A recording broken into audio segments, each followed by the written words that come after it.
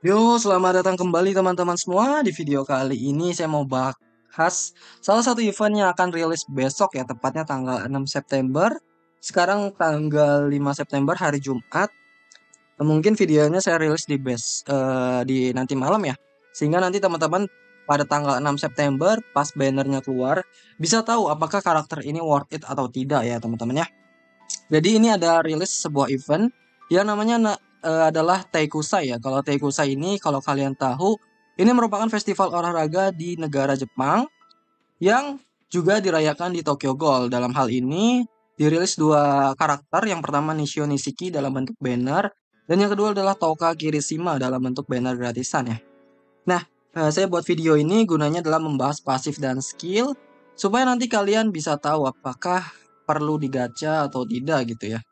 Dan nanti saya bakal lihat dulu apa sih festival Taikusa ini ya di awal sebelum kita bahas pasif dan skillnya.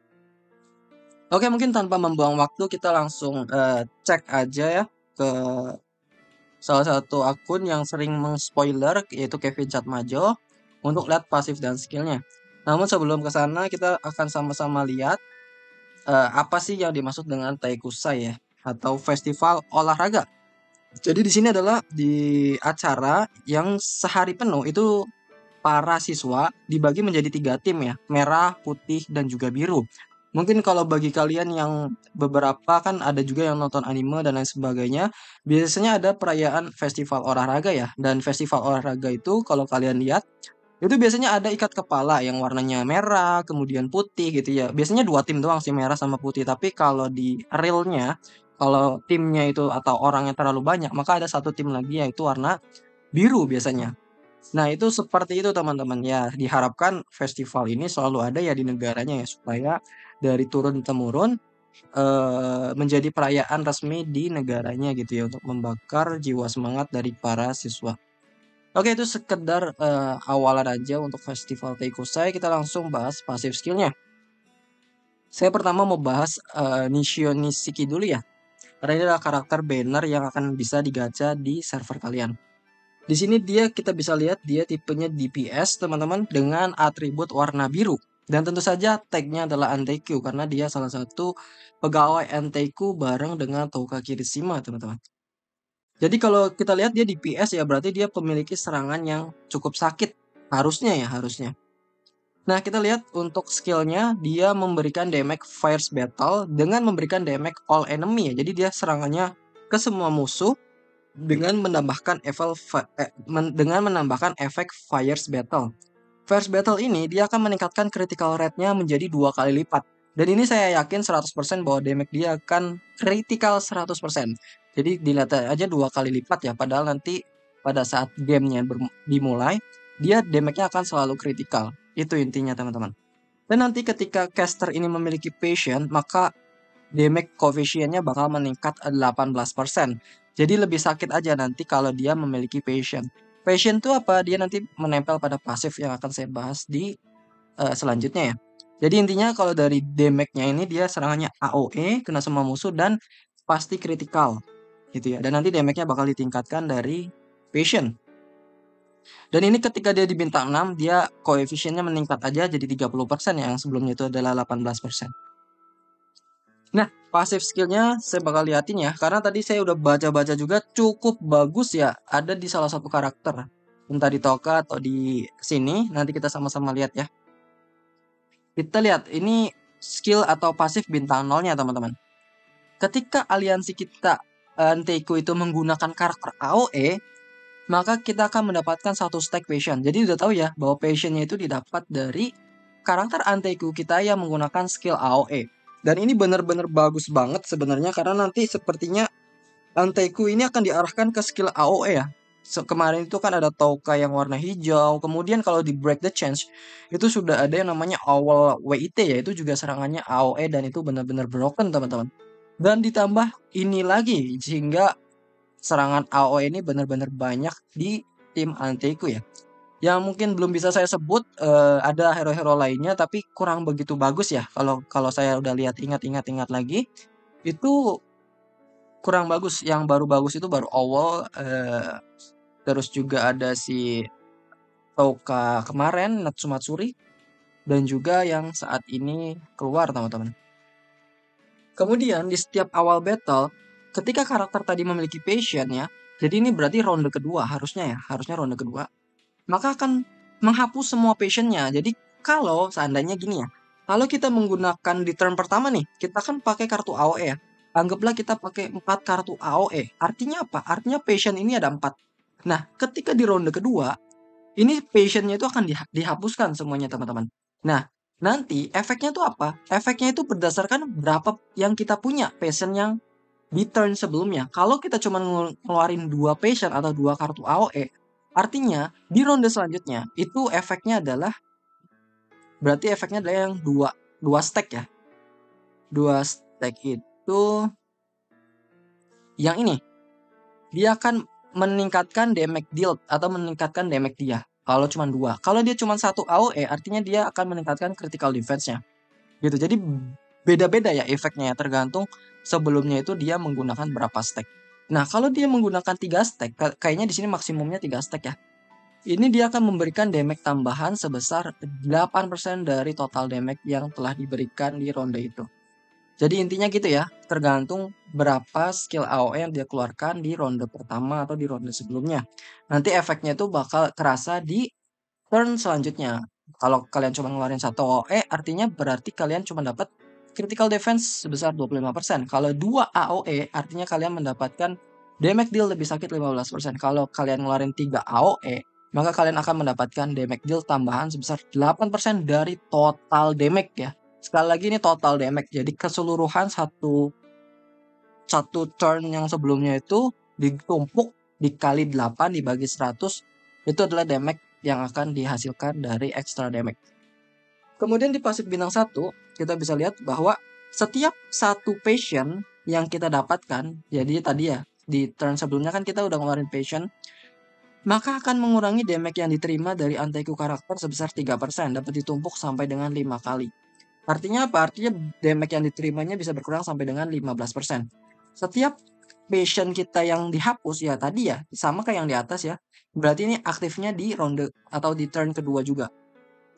Akan memberikan peningkatan damage skill sebesar 3% dan dapat ditumpuk sampai 5 kali. Dapat ditumpuk berarti maksimum 15% ya. Kalau ada 5 passion. Ketika karakter kita mencapai limitnya, maka akan meningkatkan skill level kita. Tapi dengan catatan ini bot ya, berarti kedua efek yang ada di atas ini. Yang pertama ketika dia mendapatkan passion 5 kali, dan juga ketika passion itu dihapus 5 kali juga, otomatis ranking kita akan ditingkatkan. Terus ada pertanyaan, Mas atau Bang, kenapa kok ini maksimumnya 5 ya? Padahal kan slot kartu itu kan cuma 4, dimana kita passion itu kan cuman bisa dapat 4 kali doang.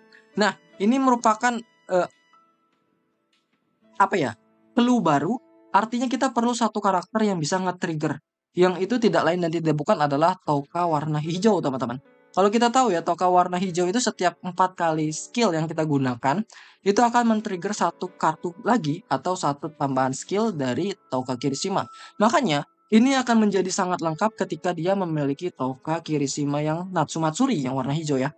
So, pastiin kalian punya Toka Natsumatsuri supaya kalian bisa dapat maksimum atau peningkatan skill level di sini. Kalau kalian nggak pakai Toka Matsuri, berarti kalian tidak akan melakukan skill level up. Seperti itu ya teman-teman ya. Gitu. Cuman nanti kita lihat lagi apakah dapat passion lagi selain penggunaan skill dari AOE. Untuk sementara ini baru ada penggunaan skill AOE. Kemudian di pasif bintang 2 ini ya, ketika terjadi weak maka akan meningkatkan target damage-nya yang diterima sebesar 10%.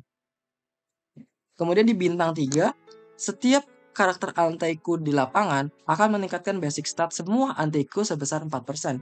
Kalau kita punya 4 anti-Q ya di hero utama, artinya 16% basic stat. Kemudian karakter attack dari penyerangnya akan meningkat 5%. Berarti kalau ada 4 berarti jadi 20%. Dan ini caster attack tuh maksudnya apa sih Mas gitu kan? Caster attack ini adalah penyerang. Jadi contohnya gini ya, ketika Touka itu melakukan penyerangan, artinya dia menjadi caster attack atau menjadi seseorang yang menggunakan attack. Nah, ketika dia menggunakan attack tersebut, itu damage-nya akan meningkat 20% kalau dia punya 4 antiku. Gitu ya. Jadi gampangnya gitu. Terus nanti ada orang lain, misalkan Owl. Owl itu melakukan penyerangan, otomatis dia akan mendapatkan 20% juga attack-nya pada saat dia menggunakan skill. Nah, kemudian pasif lagi, setiap ada 2 buff atau debuff yang Anteiku itu punya, maka akan meningkatkan damage dia sebesar 3%. Wow, ini sakit banget ya. Artinya apa? Artinya di sini maksimum 8 kali kelipatan. Kalau dia punya 16 buff, dia bisa naik 24%. Kenapa kok 16, Bang? Karena ini 3% ini setiap 2 buff atau debuff ya. Jadi butuh 8 kali dari 2 itu ya. Jadi 16 buff atau 8 buff, 8 debuff juga bisa ya. Otomatis damage-nya naik 24%. Dan ini benar-benar bagus banget ya. Ini taker tapi rasanya jadi support juga karena dari tadi damage itu ditingkatkan, basic stat juga ditingkatkan. Kalau menurut saya pribadi ini sangat-sangat worth it ya untuk di timnya atau Kirishima atau hero AOE yang sangat berguna di masa depan. Kalau di Tokyo Ghoul Awakening, saya rasa masih belum terlalu worth it ya. Karena baru beberapa aja yang AOE, tapi kalau nanti udah ada Owl itu saya jamin ini bener-bener broken banget coy. Gitu ya. Ini bagus banget teman-teman untuk Anteiku, untuk Nishio, Nishiki. Nah, saya mau liatin juga di Touka karena tadi saya menarik sekali ya di Touka ya. Ini benar-benar GG. Dia di sini tipenya kontrol dan dia punya atribut lagi-lagi warna hijau ya. Sangat banyak sekali Touka hijau ini. Oke, kita lihat sama-sama. Dari tampilan luar dia ada tampilan untuk dapat association di bintang 1 ya. Berarti dia adalah karakter association. Contohnya karakter asosiasi itu adalah Mr. MM. Kemudian ada Ayato biru, Ayato saya lupa namanya apa itu ya. Festival yang kemarin bareng sama Hinami ya. Ayato itu Tanabata ya, Ayato Tanabata. Nah, ini adalah karakter asosiasi juga. Nah, kalau skillnya, kalau kita lihat ya, dia itu menyerangnya satu orang ya, single target, yang gunanya itu bisa menghapus semua buff yang ada di musuh. Dan ada damage interception, di mana ketika musuhnya memiliki debuff, maka damage yang ditimbulkan itu lebih sakit 15%. Ketika target tadi memiliki shake, maka bisa memberikan stun ya, atau pemberhentian penggerakan atau bikin pusing lah intinya selama 1 turn. Nah, shake ini apa? Nanti akan ada di pasif skillnya. Intinya dia bisa menghapus buff, kemudian juga damage-nya lebih sakit kalau musuhnya ada buff, dan juga nanti dia nyerangnya single target gitu ya. Nah, ini pasifnya teman-teman di bintang 0, ketika aliansi kita menggunakan skill gitu ya, ketika semua aliansi kita bergerak gitu ya, bergerak atau menggunakan skill, maka akan mendapatkan karakter atau mendapatkan buff rapport teman-teman. Rapportnya apa? Rapport ini maka basic statnya akan meningkat 4% dan damage dealt-nya akan meningkat 30% ketika musuhnya memiliki debuff ya. Gitu ya, intinya gitu. Bakal lebih sakit aja. Nah, ketika karakter tadi yang terkena debuff tadi, benar ya. After an enemy act, ketika musuhnya melakukan penyerangan, maka target tadi atau yang orang yang melakukan penyerangan tadi akan terkena shake ya. Artinya apa? Nanti damage dia juga akan berkurang 6%. Jadi serangan musuh bakal lebih kecil. Ketika ini dihapuskan atau shake-nya hilang gitu ya, akan mengurangi skill level musuh. Nah, ini kan berhubungan sama ini ya, shake tadi ya. Bisa kena stun kalau musuhnya ada shake. Jadi dia bisa nge-stun satu musuh. Ini lumayan bagus juga teman-teman sebenarnya ya. Tapi cuman bisa aktif di turn kedua karena dia harus bergerak dulu nih musuhnya ya. Kalau musuhnya belum bergerak, artinya belum ada shake di bagian musuh. Nah, ketika ronde musuh dimulai, bakal memberikan semua musuh itu shake. Nah, ini kayak tadi ya. Jadi musuh harus mulai dulu sebenarnya. Akan memberikan shake kepada semua musuh selama 1 turn. Gunanya itu adalah mengurangi 10% attack dia, 10% defense dia, oh my god. Dan 10 pengurangan damage dealt dia. Oke, ini bagus ya. Jadi intinya ini buat ngasih debuff di bintang 0 ya, sama buff juga, rapport. Nah, untuk di bintang 1 ini menarik banget. Tadi saya udah lihat seriusan ini benar-benar bagus banget di bintang 1-nya ya. Ketika dia terkena damage, Ini ada logo asosiasi ya, saya jelasin dulu logo asosiasi. Logo asosiasi. Jadi kalau logo asosiasi itu bedanya dengan yang karakter biasa. Ketika dia menjadi line up di bagian bawah gitu ya, di sinilah anggaplah dia toka toka hijau tadi ya. Nah, pasif dari bintang satu toka hijau tadi ini bakal diberikan ke Kaneki-nya juga. Artinya apa? Artinya bintang satu di toka pasifnya itu akan diterima oleh Kaneki. Kalau kita lihat ya, kita sama-sama baca ya. Di sini berarti Kaneki-nya ketika terkena damage si Kaneki tadi akan memberikan efek sportsmanship kepada Kaneki selama satu turn. Dapat ditumpuk sampai 4 kali. Artinya apa? Artinya kalau semua karakter menyerangnya ke Kaneki, otomatis Kaneki ini dapat 4 tumpuk sportsmanship. Di mana sportsmanship ini adalah meningkatkan defense 10%, critical defense sampai 12%. Kalau dikali 4 artinya dia meningkat sampai dengan 40%. Dan kalau critical defense-nya bisa naik 48%. Wow, ini benar-benar gelo ya. Benar-benar banyak banget teman-teman. Kemudian kalau ini dipasangnya ke Kaneki yang menjadi taunting yang warna merah, itu bakal lebih broken lagi. Karena semua musuh pasti menyerang ke Kaneki merah ya. Wah, ini sih nggak bisa bayangin seberapa betonnya Kaneki Natsumatsuri teman-teman. Sebelum adanya ini aja udah GG parah coy, ditambah ini. Wah, ini benar-benar absolutely cinema. Ini benar-benar hero yang sangat-sangat wajib. Gitu ya. Dan ini bukan cuma meningkatkan defense doang sama crit defense, tapi dia tidak akan bisa di one shot ya, sehingga dia cuma bisa maksimum 50% dari max HP dia. Wah, ini parah sih. Kalau menurut saya yang paling parah adalah Kaneki Touka yang ini daripada si yang sebelumnya ya, si Nishio Nishiki. Kemudian efek ini akan dihapus ketika mencapai limit maksimum. Jadi ketika dia kena 4 pukulan, semua efek sportsmanship ini bakal dihapus dan dia akan nge-heal 20% HP yang hilang.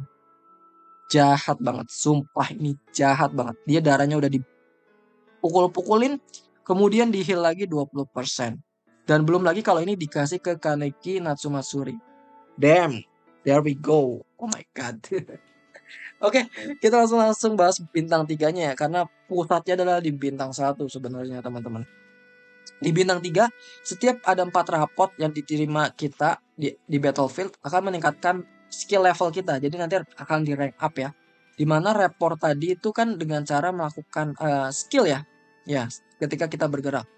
Otomatis ketika kita menggunakan 4 kartu di ronde pertama, maka nanti akan melakukan rank up. Tapi untuk tokanya ya, ini kan self skill level. Jadi ini untuk tokanya doang, bukan nge-rank up semua karakter atau kartu yang kita punya. Nah, ketika ada 2 shake yang diterima dari musuh, akan memberikan damage ultra under battery yang memberikan damage 270% kepada random enemy. Gitu ya. Dan mengurangi damage yang diterima kan mengurangi damage mengurangi dia sebesar 30%. Wah, ini bagus ya. For every 2 shake. Wow. Wow. Wow. Ini bintang 3-nya GG juga coy. Jadi gini ya. Di bintang 0 ya kita tahu ya. Di setiap turn musuhnya pasti akan terkena shake satu persatu. Jadi musuhnya ada 4 misalkan nih. Otomatis 4-4-nya itu akan terkena shake. Dan kalau dia di bintang 3, orang-orang yang terkena shake tadi itu kan ada 4 ya. Berarti setiap ada 2 shake yang ada di musuh akan memberikan damage. Artinya kalau ada 4, otomatis kan Touka ini bakal menyerang 2 kali di setiap turnnya. Langsung trigger itu nanti di awal battle. Tapi dia serangannya single target ya, kita harus tahu. Tapi random juga dia. Jadi nanti dia langsung melakukan penyerangan sebanyak 2 kali single target di bintang 3. Damn, kalau dia jadi karakter yang masuk di line up ya. Karena ini nggak ada logo asosiasi ya, jadi ini harus masuk ke line up. Wah, ini 2 karakter benar-benar broken teman-teman. Benar-benar broken ya. Kalau saya pribadi, saran saya, Touka ini wajib banget di bintang 6. Mau kalian fraksi apapun gitu ya. kalau saya pribadi harus bintang 6. Karena ini benar-benar bagus banget, ningkatin defense, ningkatin critical defense, kemudian nanti ada maksimum damage yang tidak bisa sampai terlalu bocor. What the fuck? Oke, teman-teman. Saya sampai bingung ya, dua karakter ini benar-benar bagus. Kalau saya pribadi lebih cenderung suka ke Toka Kirishima dibandingkan eh ke Nishio ya. Tapi Nishio ini DPS role-nya dimana kita tahu sendiri ya. Di Anteku tuh masih butuh DPS juga. Dan kalau dia dibarengin sama si awal WIT, ini menjadi karakter yang benar-benar dibutuhkan, teman-teman. Oke, mungkin gitu aja ya pembahasan Toka dan juga Nishio Nishiki. Keduanya benar-benar bagus dan berita yang bagus banget untuk tim Anteku. Bagi kalian yang Anteku, harap bersuka cita ya sekarang. Bagi yang line up atau formasi atau fraksi lain kayak saya Sisigi, mungkin saya akan gacha bintang 0 aja untuk Nishio Nishiki. Dan di Toka Kirishima karena dapat gratisan ya saya terima apa adanya, entah bintang 1 atau bintang 2 ya. Kalau kemarin saya bisa dapat bintang 2 di Toka warna hijau. Nah, kalau memang nanti bintang 1, kalau memang saya ada koin mungkin saya akan upgrade dia ke bintang 6. Tapi kalau saya rasa nggak terlalu butuh banget ya sudah ya, terutama koin saya ini kan terbatas ya. Gitu sih teman-teman. Oke, mungkin gitu aja ya pembahasan untuk event Taikusai ini untuk festival olahraga. Bagi kalian yang gacha semoga hoki, dan bagi kalian yang di luar fraksi bisa tetap menabung dan tidak terlalu burn terlalu banyak di sini. Oke, mungkin gitu aja di video kali ini. Kurang lebihnya mohon maaf. Sampai jumpa di video selanjutnya. Bye bye.